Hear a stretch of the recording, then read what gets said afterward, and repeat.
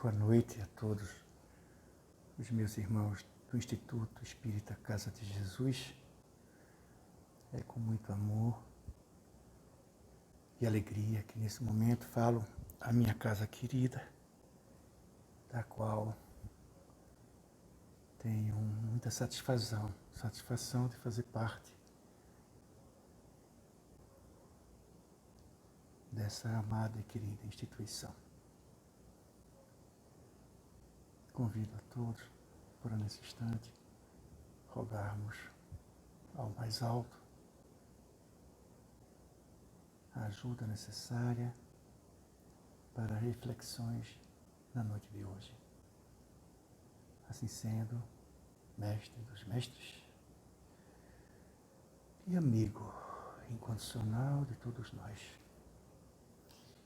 rogamos profundamente que nesses instantes estejam bem alargados os processos conscienciais, onde possamos focar a nós mesmos de uma forma profunda, em que tudo aquilo que estaremos a conversar na noite de hoje sirva de reflexão maior nos propósitos das nossas atitudes mentais, psíquicas e principalmente reverberar nas atitudes, materializar tudo aquilo que vós nos concitou. Sabemos que sempre estás conosco, mas nesse momento estamos contigo. E assim, rogamos, em especial, na noite de hoje, por todos aqueles que partiram através do Covid-19, os seus familiares que não tiveram tempo para despedir-se ou acompanhar, velando aquele corpo que foi amado devido ao instituto central dele, o Espírito que o manifestou. A gratidão pelo pai, pela mãe, pela irmã, pelo filho, pela filha, quem foram, pelo amigo. Rogamos também por aqueles que se encontram nas enfermarias, nas UTIs, aqueles que estão em recuperação, que se fortaleçam. Aqueles que já perderam, Senhor, a chance de recuperar-se, que a Tua mão divina e sacrossanta recaia sobre cada um deles e que eles, de forma paciente, tranquila, sinta a vida verdadeira e as Tuas mãos aguardando a todos. E aqueles que não tiveram sua vida pautada na mudança, na transformação, aqueles que perderam tempo fazendo as mesmas coisas de outrora, noutras e desta vida, que sejam também pacientes, porque ao lado deles, com certeza, estão só aguardando um único sinal de abertura do Espírito, para que seu amor seja, pois, acolhido nesse coração e se manifeste, então, o processo transformador, a transcendência da forma antiga para nenhuma outra forma, mas para a liberdade no agir, nas emoções construtivas. Aqueles que contraíram, que estão em recuperação, que tomem cuidado para não contaminar outros tantos.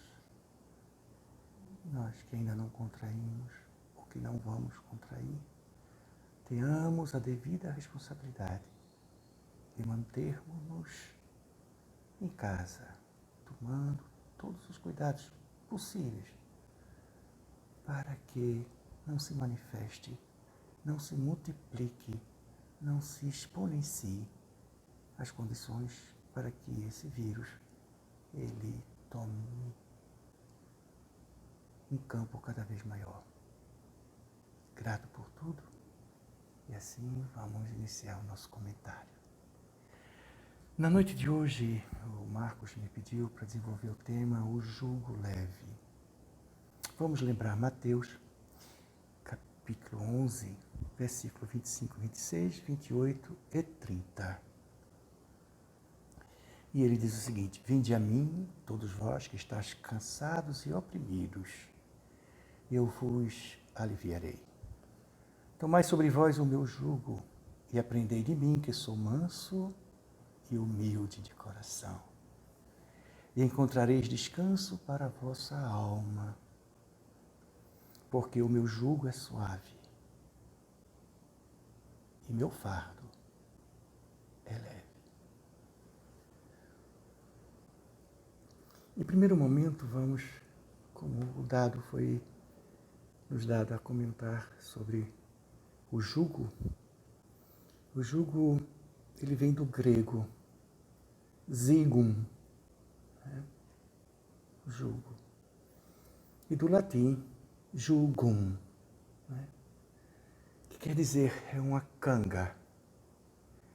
É um processo de madeira em que engata 2 bois, 2 asnos, 2 camelos, 2, para carregar um só peso. Se não houvesse o jugo, se colocássemos cordas, a tendência seria um ir mais adiante e o outro ficar um pouco mais atrás.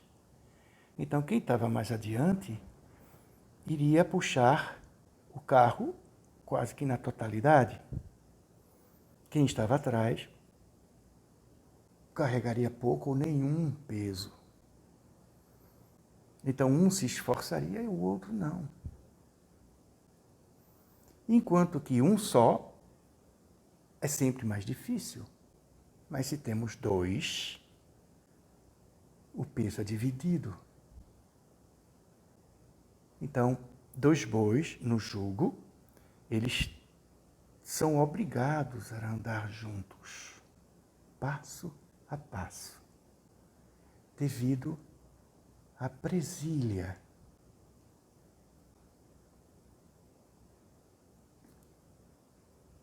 Quando Jesus nos fala que o jugo dele é leve, que essa presilha, ela não é presilha, ela é libertadora. Enquanto os 2 estão atados, ele nos convida a uma aliança. Para haver aliança, é preciso haver equilíbrio. Um lado da aliança, o outro lado da aliança. Tem que haver uma simetria bilateral. Mesmo peso, mesma medida, para que haja, pois, no ajuntamento delas, a aliança. Levarmos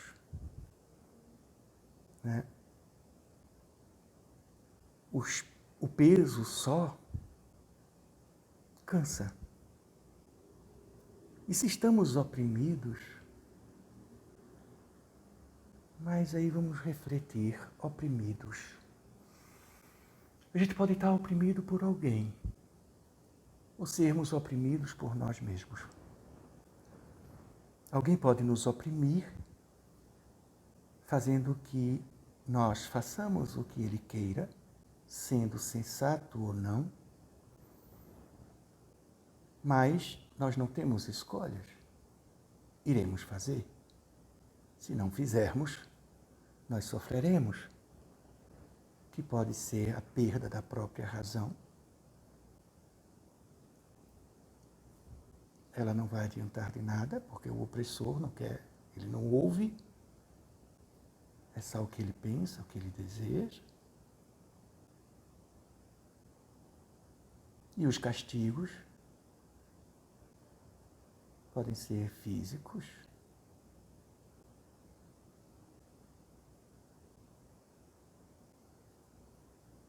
morais, de humilhação de si, de irmãos, parentes, de todos, enfim. E também pode ser a condição de sermos oprimidos por nós mesmos. Quando nós criamos a nós mesmos essa condição de opressor, quando nós estamos ligados na drogadição, por exemplo, nós somos oprimidos pelo vício. Não tem escolha.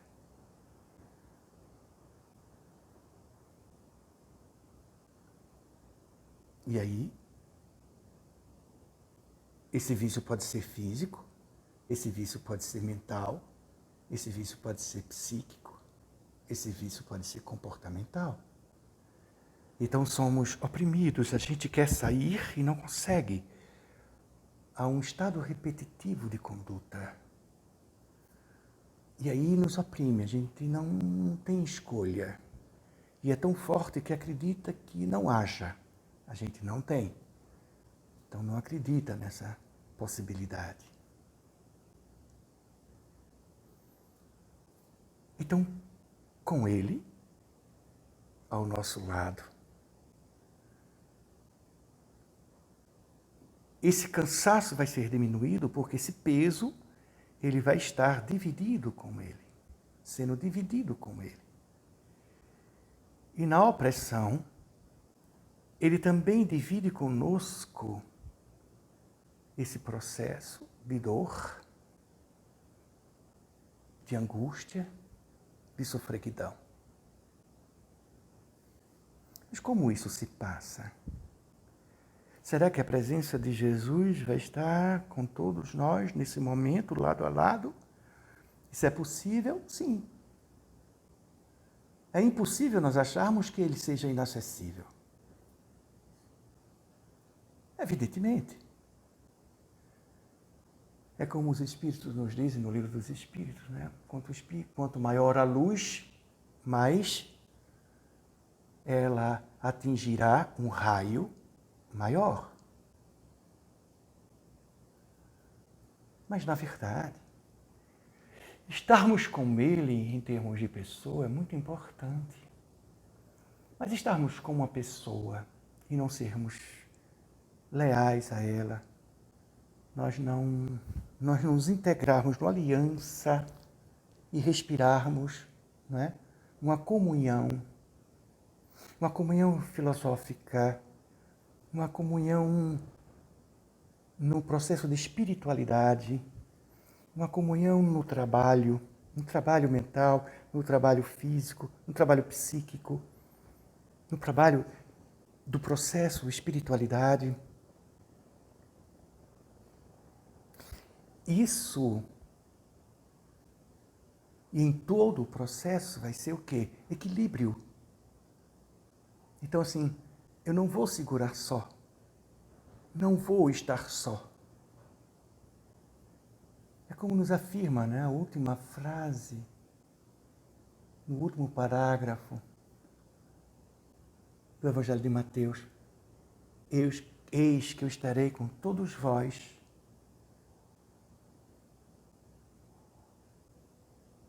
todos os dias.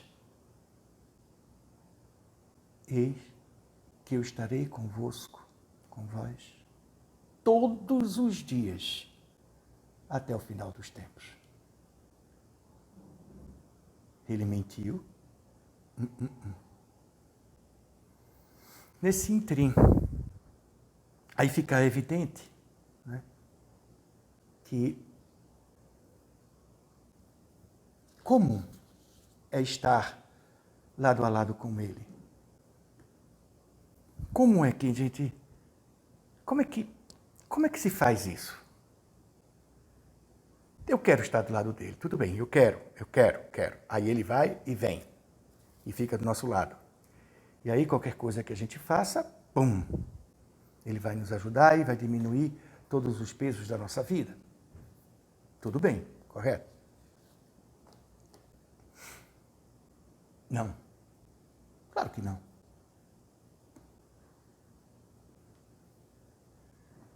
É necessário ir até ele. Vinde a mim, todos vós, que estáis cansados e oprimidos. É necessário primeiro, para que haja uma cura, é necessário que aquele que está doente, ele aceite a cura. Quando nós iniciamos um processo psicoterápico, perguntamos sempre, você quer? Você quer? Primeiro a gente pergunta o que ele quer. O que é que você quer? O que lhe trouxe a mim? O que lhe falta? Falta isso, falta paz, falta isso. Então, assim, você quer entrar no processo de autodescobrimento, quer se libertar e quer ganhar um novo processo consciencial? Você quer? Quero. Aí a gente aceita. Não quero, foi meu pai que mandou. A gente tenta até, às vezes, mostrar a necessidade. Mas se o indivíduo não quer, eu não vou aceitar. Seria desonestidade de minha parte. Como é que eu vou aceitar, então, alguém que não quer se melhorar? Não vou. Não vai adiantar. Vai ser simplesmente palavras soltas. Mas eu quero, sim. Então, toda semana ele vai à terapia. Não sou eu que vou. É necessário esse esforço, esse compromisso consigo. Consigo, não é comigo. É com ele. Então, irmos a ele não é assumirmos só um compromisso com ele, é consigo. Eu vou assumir um compromisso com você, tá? Mas se eu não assumo esse compromisso em mim, como é que eu vou, então, caminhar lado a lado? É necessário assumirmos, como Emmanuel nos mostra em uma de suas lições, de suas mensagens, que ainda estamos no comportamento das bodas de Caná.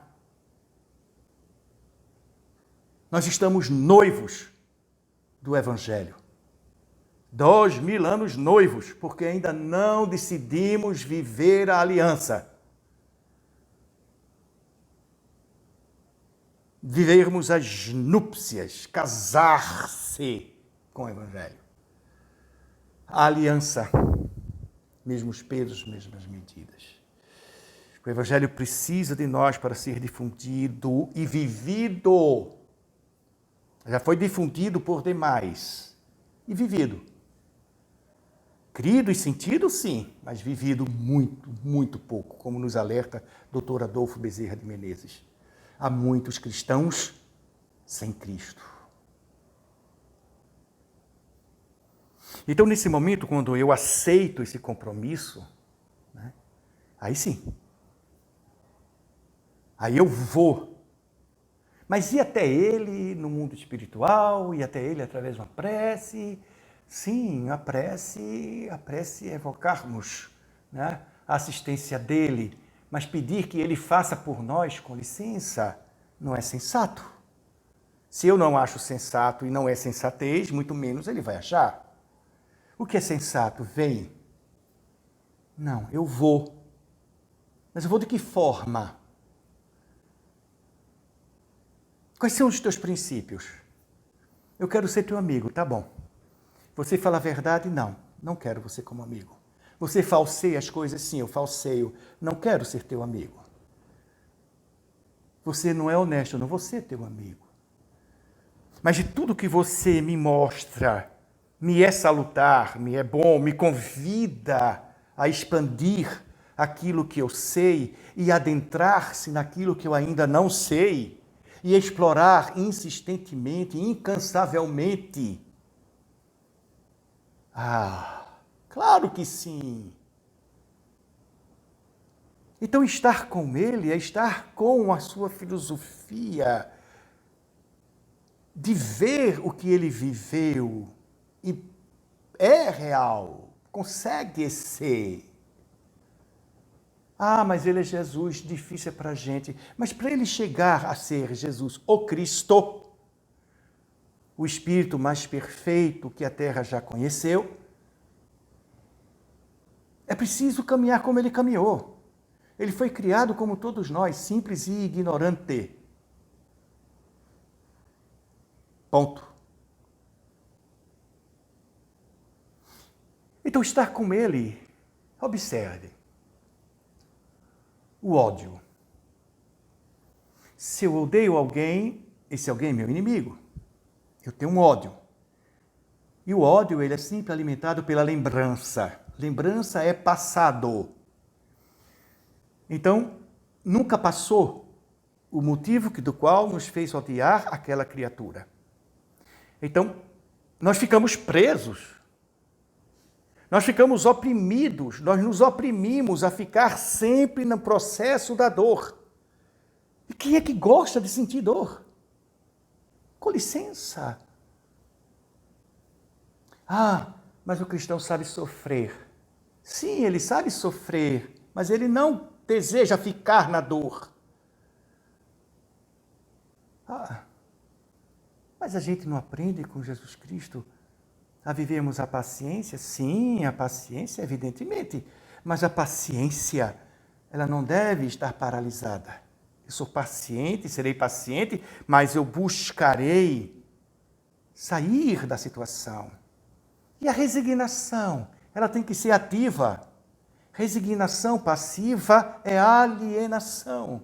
Eu tenho que buscar as possibilidades e as probabilidades, ter um senso criador e buscar naquilo que eu tenho e aquilo que eu não tenho, eu fazer um esforço hercúleo. E se nada me tiver, rogue, peça força,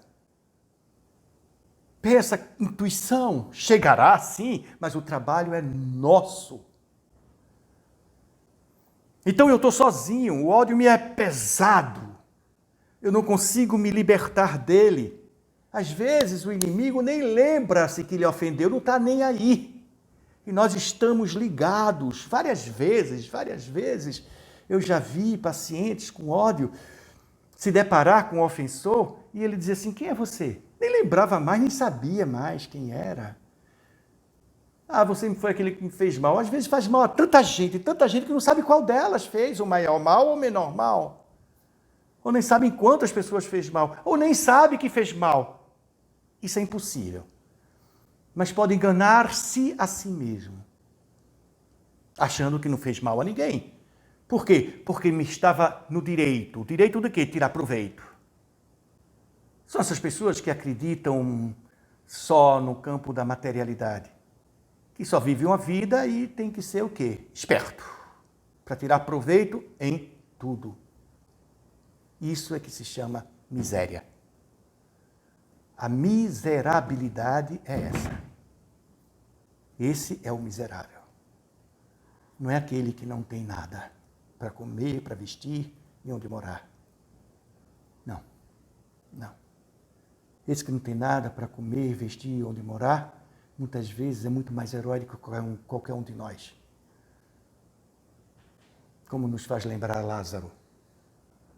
O rico, enquanto se refestelava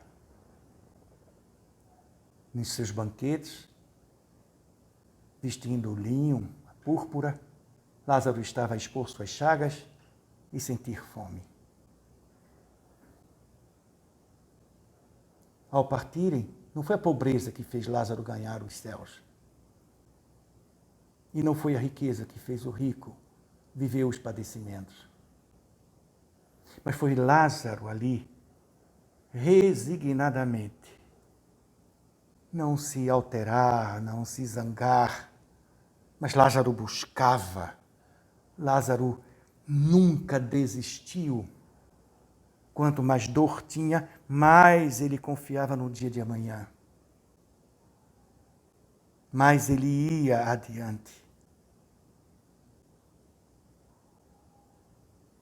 O problema, pois, do céu para Lázaro e da expiação para o rico é uma simples atitude. induzindo-nos a meditar, a refletir profundamente nas oportunidades do progresso e das sublimações que o Senhor nos oferece. E que Ele nos conferiu e nos confere, para que o tempo de amanhã não nos encontrem categorizados à condição de réus de nós mesmos. Nós somos réus de nós mesmos. Sim, é quando vivemos sem a canga, sem o jugo. Quando assumimos o jugo, se eu estou ao lado dele, eu tenho que assumir. Estamos caminhando para escaminhar ele. Quando existe ódio, o que preciso ser feito? O que preciso ser feito? Perdoar. Pedro tinha um limite, 7 vezes. E aí Jesus diz incansavelmente. Não 7 vezes, mas 70 vezes, 7 vezes. Eu libertei o meu ofensor, eu me libertei. Acabou. O passado ficou no passado. O meu agora é bem distante de ti. É distante de qualquer uma dor que eu vivi ontem. Macerar, se autopunir todos os dias, anos, décadas, a vida inteira e outras vidas, reclamando uma dor que nem me sinto. A não ser quando eu ativo o ego e vem o orgulho, a vaidade, sustento pelo processo do egoísmo, que é o pai de todas as dores, de todos os equívocos, de todas as emoções destrutivas. Na inveja, eu vou estar o quê? Atordoado, atormentado. Mas com ele ao lado, evidentemente, ele vai me convidar ao esforço. E aí eu posso desejar, não o que você tem, eu posso desejar até algo. Eu quero eu vi aquela televisão, é bonita aquela televisão. Eu vou querer uma televisão. Mas assim, sem me atormentar. Na inveja, eu quero aquela televisão, ou talvez uma melhor, para que o outro veja que eu tenho uma melhor. E aí a gente vive o adoecimento. É uma dor profunda. Como nós vivemos essa dor? Estamos vivendo um processo que essa dor da comparação, do desejar o que o outro tem, do desejar estar no lugar do outro, essa questão de maior e menor, o que é maior, o que é menor,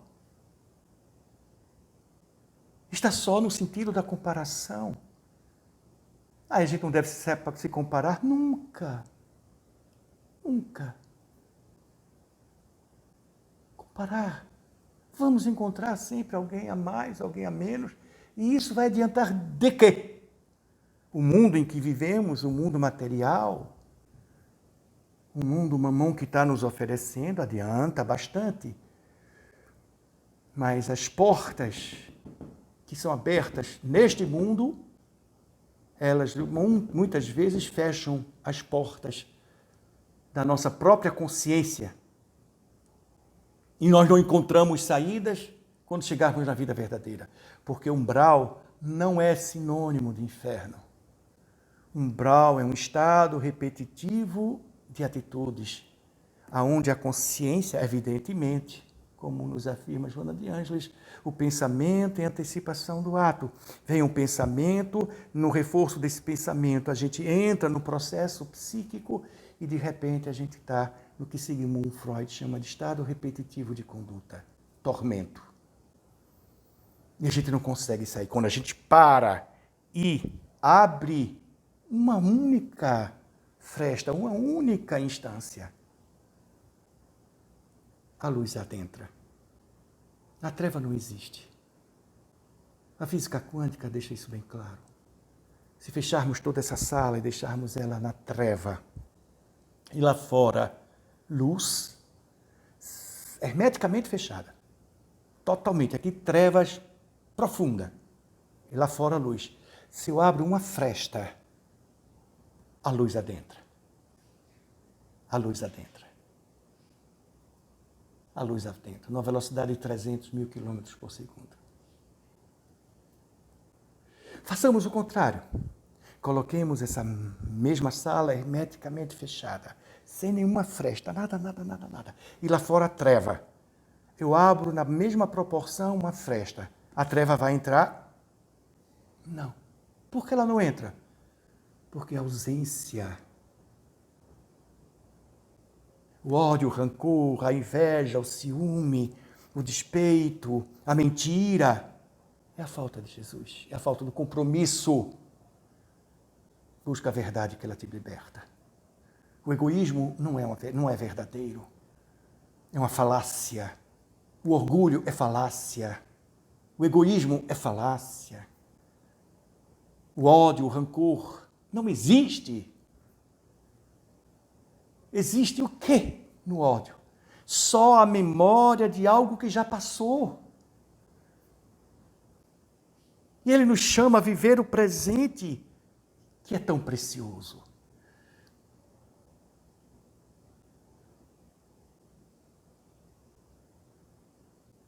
Soya Rinpoche, um lama, ele diz, os velhos vivem no passado, os jovens vivem no futuro, enquanto que o presente apodrece. Vivemos no passado.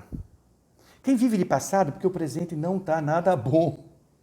Deve estar uma porcaria. Porque se meu presente está bom, eu vou ficar pensando no passado.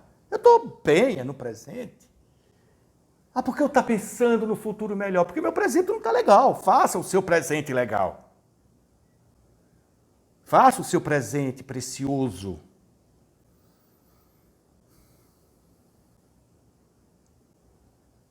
E aí, então, com Jesus, é esse esforço de querer. Querer uma televisão, mas não uma televisão igual ao outro, comparar ou deixar de comparar. E aí a gente vem o maior, quem é maior? Ele era o maior, mas ele afirmou. Ele tem a consciência disso e firmou essa consciência para conosco.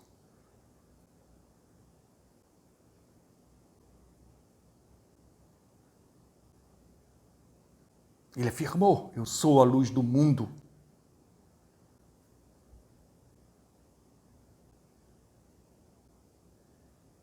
Sim.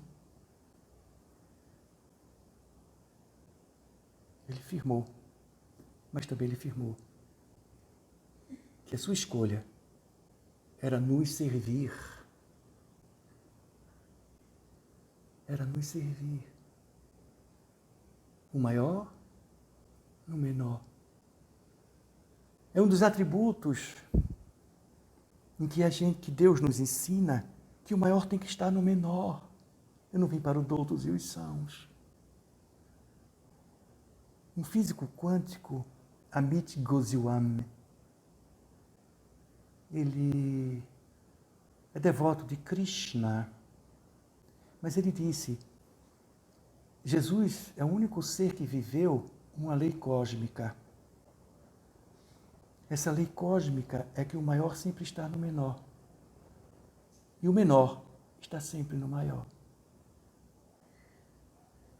Que Jesus viveu isso de uma forma tão intensa, nos momentos finais de sua vida, quando ele lavou e beijou os pés dos apóstolos. Um sinal de humildade profunda, que naquela época, beijar os pés era reconhecer a autoridade santa ou política, mas a política muitas vezes não era beijar o pé, era encher o bolso. Eu acho, tenho uma ligeira impressão que até hoje ainda é. Mas beijar os pés era um sinal de ser o menor, reconhecer o maior. E ele estava reconhecendo o maior no menor e o menor no maior. Nós estamos nele. Eis que eu estarei com todos vós, todos os dias, até o final dos tempos, das eras. Que beleza! Houve um monge tibetano em que muitíssimo aplicado, profundamente aplicado, tornou-se lama e existia um lama muito conhecido. Estava na fase do Dalai ser aguardado. Segundo, eles creem que o Dalai é um só, que ele vem em encarnações, cada vez que ele vem, ele assume o seu posto de Dalai. Então, quando ele está na erraticidade, né, no bardo, como eles dizem, na linguagem deles, no bardo, então os lamas mais amorosos, mais compassivos, né, mais iluminados, eles ficam na direção dos trabalhos. E aí tinha esse Lama Rinpoche, né? Rinpoche é quando ele se lembra de várias encarnações dele, né? E quando renasce, ele lembra-se de todos os instrumentos que ele teve em outras vidas, como na filosofia budista. E aí então, esse Lama, ele soube que o Lama Rinpoche, que iria visitar o seu monastério para levar ensinamentos, estaria ali há poucas horas. E ele ficou maravilhado. E ele, por fim, iria conhecer um homem santo, né? Um homem de uma bondade, um homem de uma clareza, né? De um raciocínio livre, né? Pleiteava o livre-arbítrio, né? E a compaixão, o amor, era um movimento natural dele. E, evidentemente, esse Lama era muito conhecido também, porque ele era um dos melhores alunos, ele meditava profundamente, era muito sério, ele levava o trabalho dele de Lama muito sério, era compassivo, era um homem humilde, um homem simples, um homem bondoso. Mas ele tinha um amor profundo para o Lama Rinpoche que ia visitá-lo. E ele estava até eufórico. E chegou um momento em que o Lama Rinpoche adentra-se e aí ele toma um choque. E a alegria dele passou, acabou. Ele entristeceu. Ele entristeceu. E cada vez que o Lama falava, e o Lama expunha verdades maravilhosas, incríveis, ele ficava cada vez mais triste. Porque ele estava se sentindo pequenino. E o Lama tão grande. O Lama Rinpoche tão grande, tão grande. Mas como ele era um grande aluno, um excelente aluno, ele então disse, no final da exposição dele, quando todos saíram, Lama, eu estou triste. Meu maior desejo era conhecer-te, ouvir tuas palavras, conhecer-te pessoalmente. Eu estou todos os teus discursos, todas as tuas aulas. Mas eu me senti tão pequenininho. Por quê? Por que eu sou tão pequenininho? Quanto falta ainda chegar até vós, como eu sou pequenininho. E o Lama, então, disse, está certo, eu vou responder, mas só um instante. Aí foi, ajeitou lá os saquinhos de arroz, onde eles ficam sentados, né? Algumas esteiras, acendeu as velas, já para a noite elas estarem acesas, né? E não são poucas, né? Existem certos monastérios que eles têm que acender 1000 velas, né? Porque são 1000 Budas, né? O Siddhartha Gautama foi o 1000º Buda. Então, ali, então, ele fez todo aquele trabalho e horas, 2 horas e meia. E ele já estava cansado e achando que o Lama Rinpoche não estava dando nem um pouco bolas a sua tristeza, a sua angústia, que a gente sempre carrega conosco. E ali ele se vitimizando, eu sou tão pequenininho, tudo acontece comigo, eu sou coitado, eu não consigo, eu nada consigo. E haja vitimização, que é nada mais, nada menos do que água parada. Vitimar-se é ser como água parada. Mas água parada cria lodo. Lodo. Daí, então, o lama chegou próximo a ele, abriu a janela e disse, olha lá. Aí abriu a janela, o sol estava se pondo. Ele disse, o que vedes? Se eu estou vendo o sol, eu estou vendo duas árvores, uma maior e uma menor. Ele disse, é por isso que tu sofres. Você vê uma maior e você está vendo uma menor. Quando a gente vê uma árvore maior e uma árvore menor, a gente nunca vê a luz. A folha, ela é tão importante como as estrelas. A pedra, fosca, bruta, é tão importante como o diamante. Se lapidar ambas, as duas terão luz, terão brilho. Um terá um brilho cinza, uma terá um brilho preto, mas brilha. O diamante tem o seu brilho, como todas as pedras têm o seu brilho. Uns verdes, como as esmeraldas, as vermelhas, como os rubis. E qual delas vai dizer, eu sou maior que você? Não. Nenhuma se compara, nenhuma sofre. Nenhuma sofre. É por isso que tu sofres.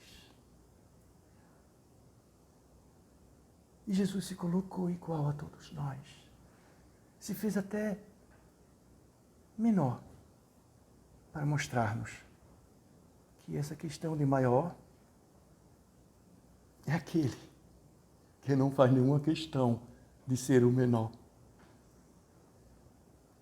É aquele que está nem um pouco pré-ocupado. Ele está ocupado, levando a quem estiver, propondo a quem aceitar. Quem tiver olhos para ver e ouvidos para ouvir, que veja, que escute.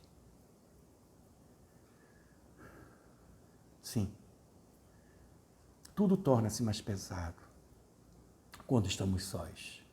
Quando não temos esses devidos ensinamentos. É pesada a mentira.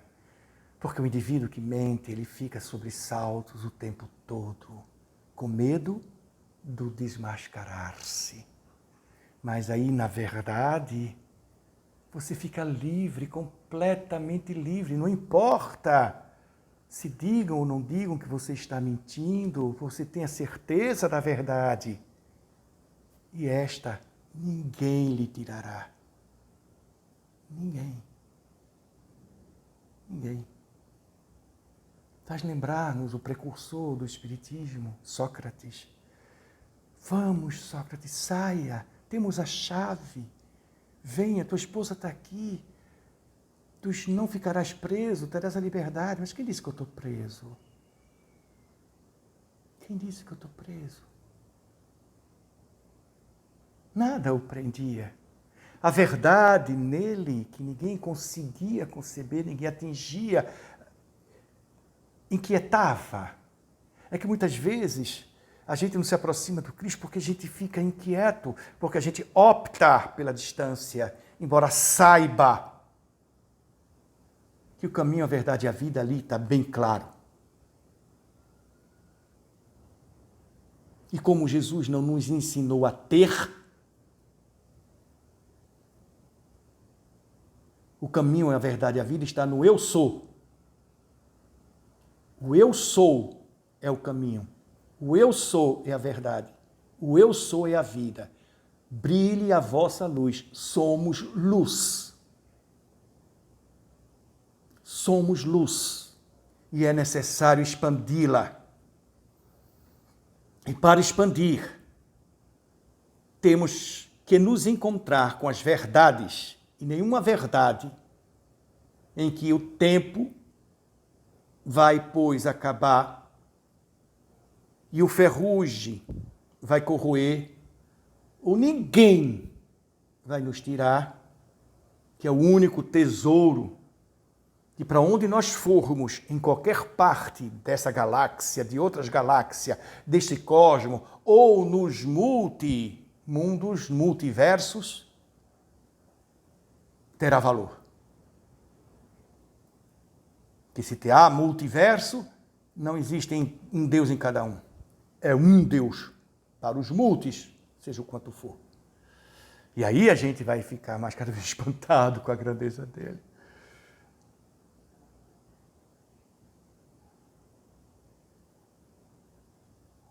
O peso de ter tudo ou querer tudo, existe peso maior que esse? E quando você acha que teve tudo, aparece mais e você quer mais? E aquilo que você quer, muitas vezes você não pode, mas pode. Aí você compra, mas não por meios lícitos, meios ilícitos.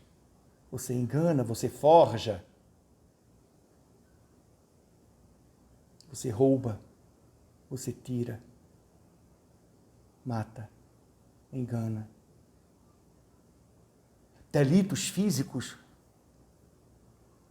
esses são muito fáceis de lidar. Está sendo vistos. A gente vê quando algo nos é tirado. A gente sente quando algo é nos tirado. Quando nos tiram a vida, ou quando tira a vida de alguém que a gente conhece, a gente sabe que houve um assassinato. Quando alguém forja um documento, você sabe que ali houve, pois, um furto. E quando tiram-lhe um dinheiro, você sabe que houve um roubo. E aí existem prisões. Para esses crimes físicos e os crimes emocionais, psíquicos emocionais. Quantas esperanças são mortas por cínicos, por falsos. Quantos nos roubam de oportunidades. Quantos nos tiram nas construções em nós mesmos. Somos vilipendiados a todos os instantes, em que nenhum oficial de justiça, nenhum guarda, nenhum delegado, nenhum promotor, nenhum juiz, nenhum desembargador consegue observar. Tirar-nos.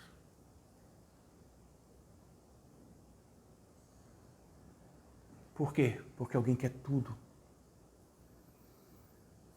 Não basta o físico e também aí quer tirar das possibilidades e probabilidades, tirar meus sonhos, roubar sonhos.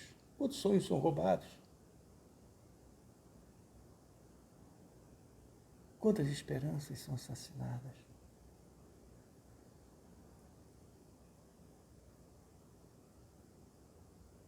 Mas torna-se mais leve. Quando a gente está com ele, a renúncia. Tirou. Bom, tirou, mas eu tenho. Eu tenho como reconstruir. Não é fácil? Claro que não. Mas também não é mentira. Não é inverdade. Tirou o que eu tinha, mas não me terá o que eu sou. Poderemos nunca mais ter o que tínhamos, mas poderemos ter o suficiente. Ou poderíamos ter até mais do que tínhamos.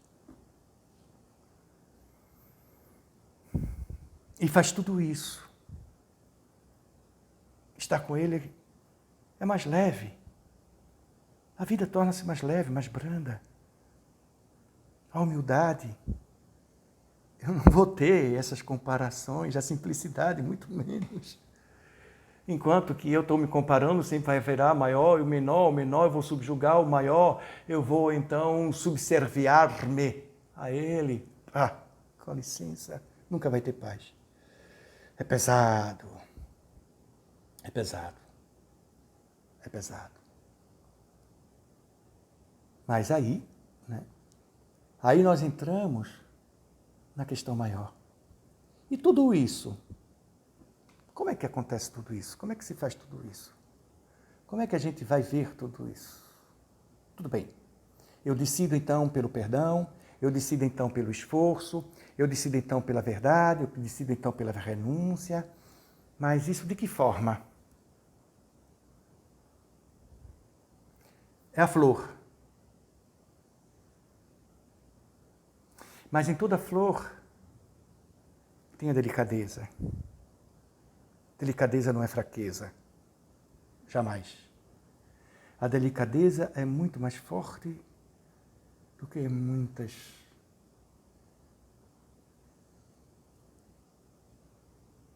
formas que consideramos fortes. O fraco, muitas vezes, é aquele que usa a força, aquele que se diz forte. E o delicado nunca quer ser mais forte ou maior que o outro. Ele simplesmente é aquilo que é. É o que Jesus nos chama a sermos aquilo que somos. Somos importantes. Como aquele lama, você é importante naquilo que você é, numa folha ou numa estrela. É importante. Jesus não vai dar importância porque temos mais ou temos menos. Não.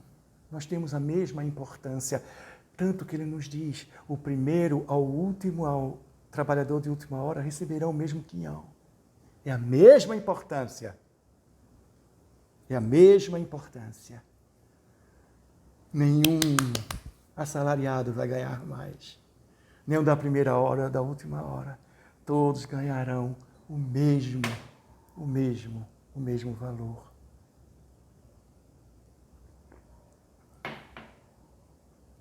Mas aí da delicadeza vem as cores. Lindíssima.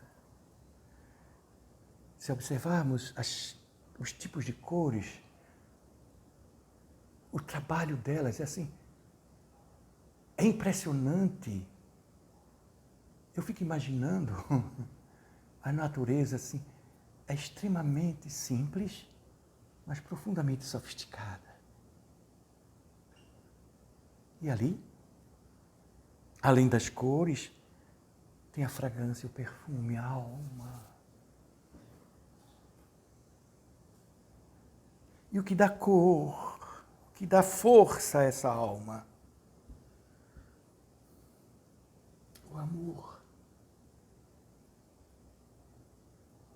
E o amor, para ser amor, ele tem que ser distribuído às sementes. Por isso que Jesus, ele trouxe a flor como sinal de espiritualidade, exemplificando que nem Salomão se vestiu com tanta envergadura do que os lírios no campo, que nascem do charco, do lodo. Faz nos lembrar, para encerrarmos a noite de hoje, uma história verídica. Não cita, o nome do juiz ali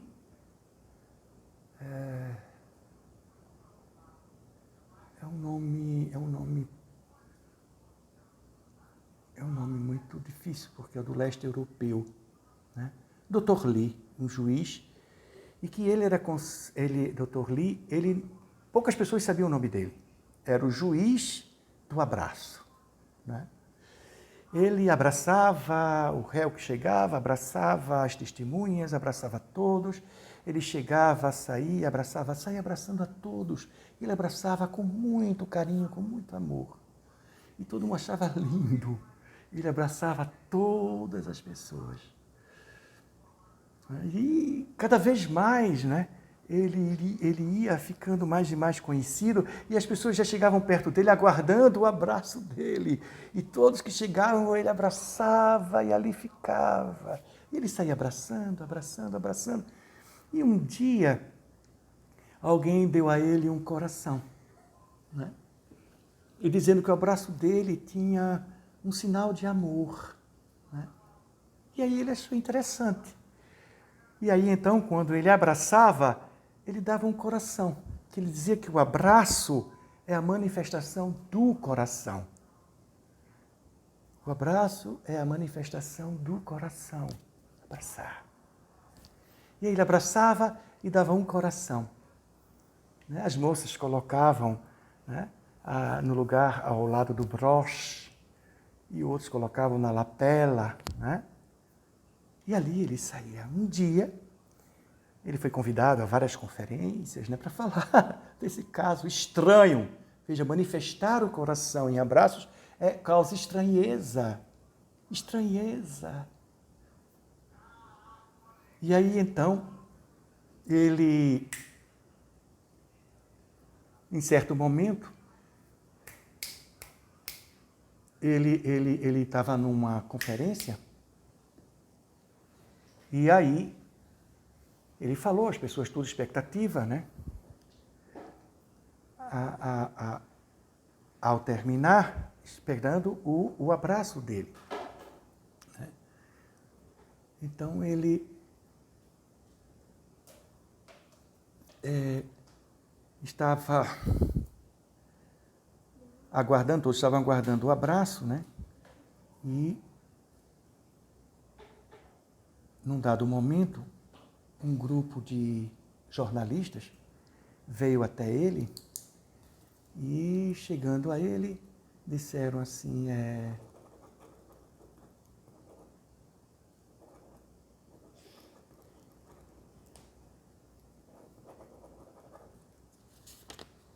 o senhor dá esse abraço espontaneamente? E ele disse, sim, eu dou esse abraço espontaneamente. Esse abraço, por que você dá? Porque eu me sinto bem. Mas por que você se sente bem dando um abraço? Porque eu manifesto carinho. Eu gosto de abraçar as pessoas. Sim, mas é muito fácil. Abraçar as pessoas no lugar onde o senhor é autoridade. Abraçar aqui no congresso, onde as pessoas conhecem o senhor. Né? E aí, fizeram com ele um desafio. E disseram, seu juiz, eu gostaria de ver o senhor fora daqui, fora do seu ambiente, lá no tribunal, fora daqui da conferência, onde todas as pessoas têm empatia com o senhor, né? Tem simpatia e empatia. Vamos andar pelas ruas de Los Angeles? E ele aceitou. E aí não só foi esse repórter, mas como outros tantos, com máquinas fotográficas, outro com a máquina de filmar. E aí, então, ele disse assim, a gente vai escolher a pessoa. Aí encontrou uma mulher muito chique, muito rica, diante de uma maison, né, comprando coisas caríssimas, estava saindo das lojas cheias de sacolas, um carro muito rico, né? E aí o motorista já abrindo a porta, e ele vai aproximando-se dela, ele disse, ela. E aí ele diz assim, senhora, permita-me um abraço. Só um abraço. Aí entrega o coraçãozinho, ela sorri, ele abraça, e ela olha para ele e faz assim, faz tempo que eu não recebo um abraço desse. Muito obrigada. E seguiu. E os jornalistas, mas é porque ela é uma mulher educada.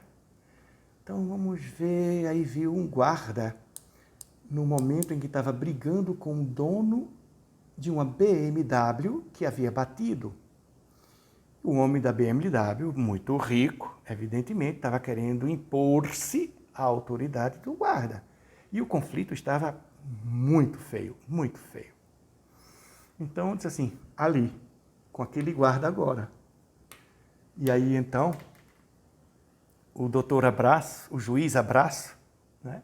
Lee, o doutor Lee, ele vai, coloca assim entre os dois homens assim, me permitam uma coisa, antes de vocês continuarem com a discussão, me permitam um abraço. Colocou um coraçãozinho na lapela de um, na lapela do outro, abraçou a um, abraçou o outro, e de repente um olhou para o outro, sorriram e disse assim, sinceramente, eu não sei por que eu estava brigando, outros também não. Sorriram e agradeceram ao moço. E não só ele, mas as pessoas que estavam em volta, prestando muito atenção. E vendo que o único abraço dissolveu aquilo tudo. Né? E aí, então, deixaram os jornalistas atônitos, né? Aí disse, mas tem uma. E levou, então, esse juiz, né, para ele dar um abraço no motorista de ônibus de São Francisco, da Califórnia. Diz que são os motoristas mais grosseiros dos Estados Unidos, se não for um dos do mundo. Assim rezava a história que eu li. E então, ele disse, tudo bem. E aí, ele ficou no ponto do ônibus, parou um ponto, o motorista abriu a porta, um homem forte, imenso, de 1,90 m de altura. Vai subir ou não vai? Disse, eu queria lhe dar um abraço. Como? Eu só queria lhe dar um abraço. Por favor. Eu posso lhe dar um abraço? O motorista levantou-se, desceu as escadas do ônibus, o abraçou e sorriu e disse, eu nunca imaginei que eu ia levar um abraço. Eu só levo aqui xingamento, eu só levo aqui mal educação. E ele então desabafou. É a primeira vez em vários anos e anos e anos que eu trabalho, é a primeira vez que eu ganho um abraço. Muito obrigado. E deixou os jornalistas atônitos. Foram embora, e antes de ir embora ele fez, com licença, eu quero um abraço de vocês. E deu um abraço nos jornalistas, nos fotógrafos, né? E os cameramen. Um dia, estando em casa, uma amiga sua, que ela palhaça de profissão, né? Ela então foi à casa dele e disse, eu gostaria de viver uma situação com você. E ele disse, eu? Por quê? Disse, não, porque eu vou fazer um trabalho e ninguém como você pode me ajudar. Isso que é, nós vamos visitar um hospital em que eu vou fazer minhas palhaçadas, né, onde eles vão sorrir, e você vai com seu abraço. Então ele se muniu de coraçãozinho, sabe? E chegaram então no hospital. A recepcionista já recebeu um chapéu da palhaça com bolas, né? E o abraço do Dr. Lee, o juiz Abraço. E aí então, aí foram nos pavilhões, e ele dando abraço, e os pavilhões que iam seguindo iam ficando mais difíceis. E ele disse para ela, está ficando difícil. Eu abracei essas pessoas em sofrimento de tal porte. Eu não sei se vou conseguir. Claro que vai. Você está indo bem. Veja como estão recebendo. E observe, porque quando eles iam, as enfermeiras e os médicos estavam acompanhando eles, né? E também felizes com o que eles estavam fazendo e vivendo, né? E aí eles foram para uma ala de pacientes que estavam em situações muito difíceis. Eram paraplégicos, com processos profundos e irreversíveis, né? Eram tetraplégicos, eram pacientes terminais. Era um pavilhão de muita dor, ninguém sorria. Estava claro, estava nítido no aspecto de cada um que a esperança não existia mais, não existia empatia com a vida. Estavam numa sobrevida. E ele disse, não, agora é demais para mim. Não dá. Não, me perdoe. Não dá. Me perdoe. Eu vou sair. Ela disse, não, não saia. Não saia. Comece por aquele. E quando ele viu, era um homem meio idiotizado. Ele não sabia se era um homem ou uma criança. Existia um babador imenso e ele babava. E ele segurou, olhou para ela e disse, não está vendo que eu não vou, não está vendo que eu não vou conseguir? Ela, você vai sim, vá, abrace-o. E ele foi trêmulo e abraçou. Abraçou aquele homem e o homem deu 2 gemidos. Ele se assustou, não sabia traduzir o E. E quando ele olhou para trás, todas as enfermeiras e todos os médicos estavam chorando. Eles disseram, esse nosso paciente aqui está há 26 anos e é a primeira vez que ele sorri.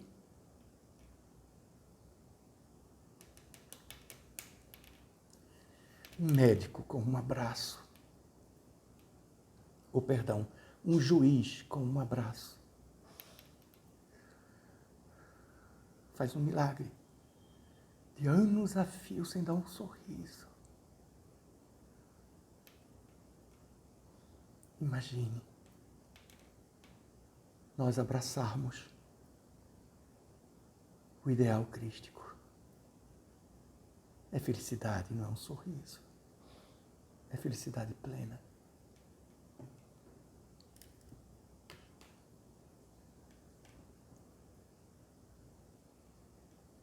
Tem tantas pessoas, nós nos desesperamos equivocadamente. Se perde uma perna, desloca uma perna por processos de gangrena, através do diabetes, do que quer que seja, um acidente, perde a esperança, perde a alegria, perde até a vida. Podem me tirar a perna, podem me tirar os braços, os olhos, os ouvidos, a condição de falar. Mas a opção nossa,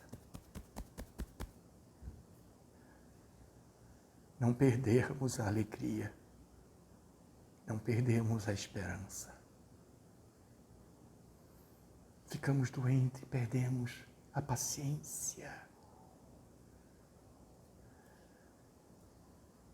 Assumamos a doença, busquemos a resignação ativa, mas perder a paciência é uma opção minha. E aí eu posso acompanhar a doença, gritando, por opção minha, ou cantando e sorrindo. Quando se perde qualquer coisa material, sem Jesus, haverá desespero e dor. Com Ele. É uma questão de opção. Tirou meus olhos.